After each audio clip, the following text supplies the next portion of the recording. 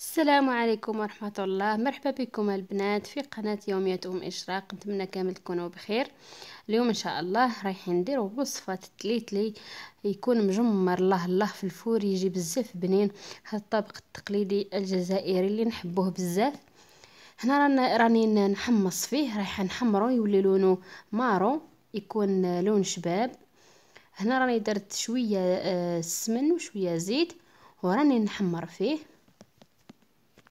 وسمحوا لي البنات، اليوم راهو التصوير شويه عيان، تكسر لي السيبور تاع التليفون، يعني رايحه نعطي لكم المراحل ورايحه نفصلها لكم بالهضره. ما نقدرش نصور لكم بالتفاصيل لانه راهو غابني كما يقولوا. هنا بعد ما تحمر مليح ولا لونه كما راكم تشوفوا ذهبي في الغامق، زدت الماء يكون بارد، غمرته هكذا بالماء ونخليه حتى تقريبا نطيب لي المرقه تاعي ولا لاصوص تاع التليتلي تاعنا اللي نروحوا نوجدوها مع بعضنا ان شاء الله. بالنسبه للمرقه البنات ولا لاصوص تاعو، هنا راني درتو بالدجاج. انا اليوم رايحه نديرو بالدجاج، تقدري ديريه بالماء باللحم.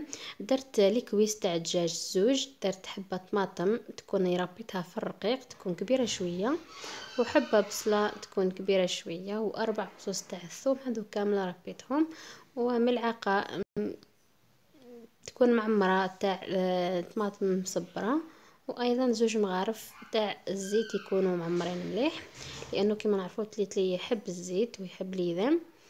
هنا راكم تشوفوا بلي راهي تقلات مليح مليح، وبعد ما تقلات رايح نضيف لي زيبيس تاعي. درت الملح ودرت الكزبر وراس الحانوت والعكري كيت بالملعقه تكون صغيره، ونعمرتها مليح. تحبي ديري فلفل اسود زيدي فلفل اسود. انا تقريبا ما نديروش في الطبخ تاعي، ما نحبوش.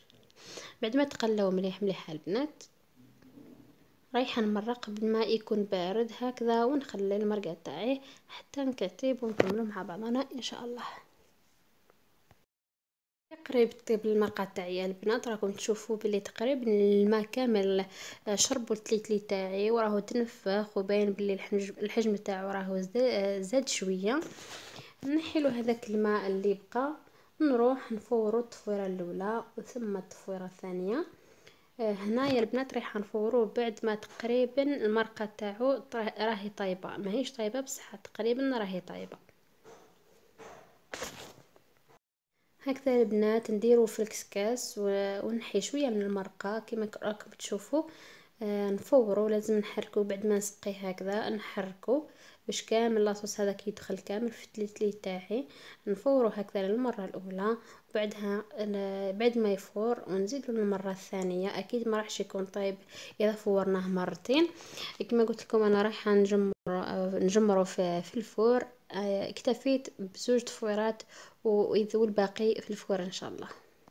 اما بالنسبه اللي ما حبوش يجمروه في الفور، يكملوا بهذه الطريقه، يديروا هذه العمليه كل مره يتفور يزيد ويسقوه بلاصوص ويعاودوا يخلوه يزيد يتفور حتى 5 خطرات ولا 6 خطرات، حتى تقيسي هكا بيدك ويبان باللي طاب ويكون واجد.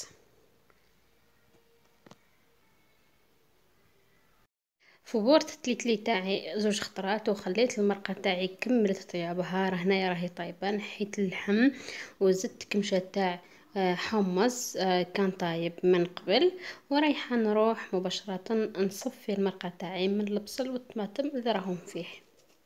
نصفيه من هذا البصل وهذا الطماطم لاني كي نسقيه في البلاطو مانيش حابه هذه الطبقات تاع البصل والطماطم تجي من فوق وما يبانش التليتلي تاعي كامل.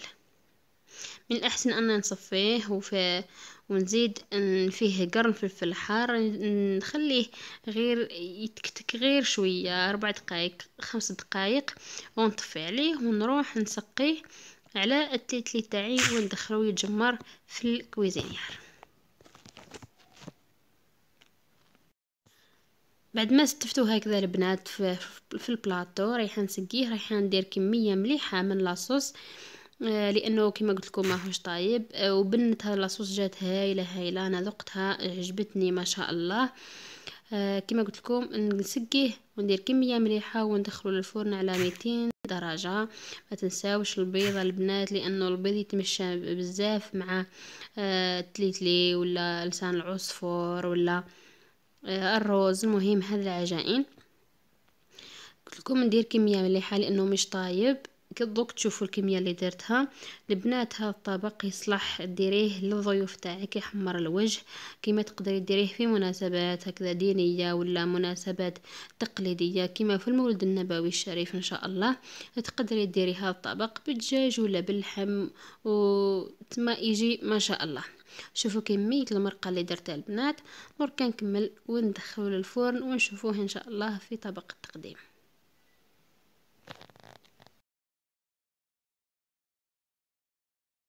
وبلا ما ننسى البنات لازم تخلوه حتى يشرب لاصوص تاعو كامل، وتعاودوا تشعلوا له من فوق باش تحمروا الدجاج تاعكم.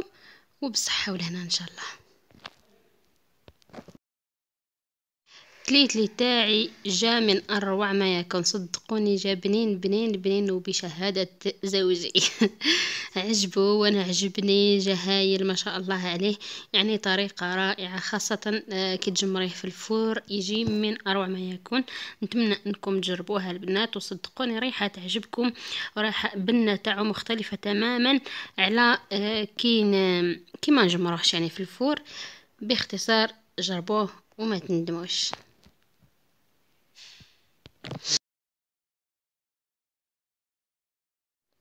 وصلنا لنهاية الفيديو تاعنا البنات. نتمنى انكم تجربوه وينال اعجابكم.